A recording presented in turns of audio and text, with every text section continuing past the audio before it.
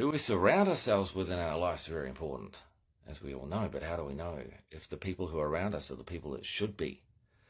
We often subconsciously attract people who will support our insecurities instead of challenge them.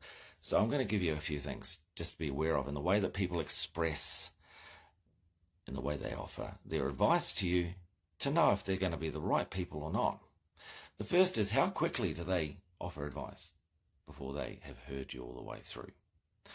Often a person tends to offer advice quickly if it's advice they haven't heard themselves or haven't adhered to. And it's a case of, methinks they protesteth too much. They're actually feeling a resistance towards this advice and they're wanting you to follow it before they do. Watch out for that. The next one is, do they start out with a sentence, in their sentence, with the word you or I? See, if they're saying the word you, they're projecting. If they're saying the word I, then they're taking ownership of what they have to say. If they say things like, you need to listen to me, you need to do this thing, instead of saying, I think, I would like you to, I would do this if I were you, then that's so much easier to accept. And it's basically them saying to you, I've already acknowledged this within me. So I'd like you to hear what I have to say coming from my own experiences. Now, if they then say at the end of the sentence, how do you feel about that? Or is that okay with you?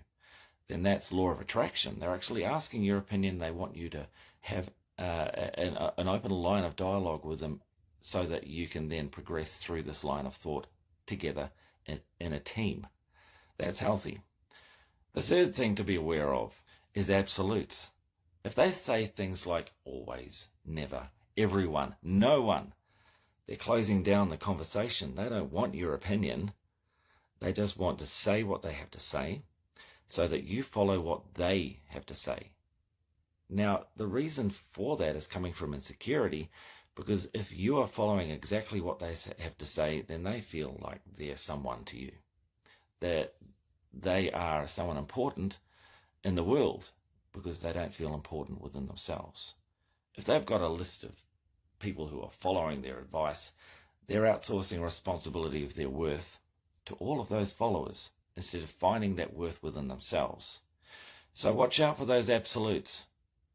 Instead of saying always, say sometimes. Instead of saying you have to, you say I would like you to. Look out for those things.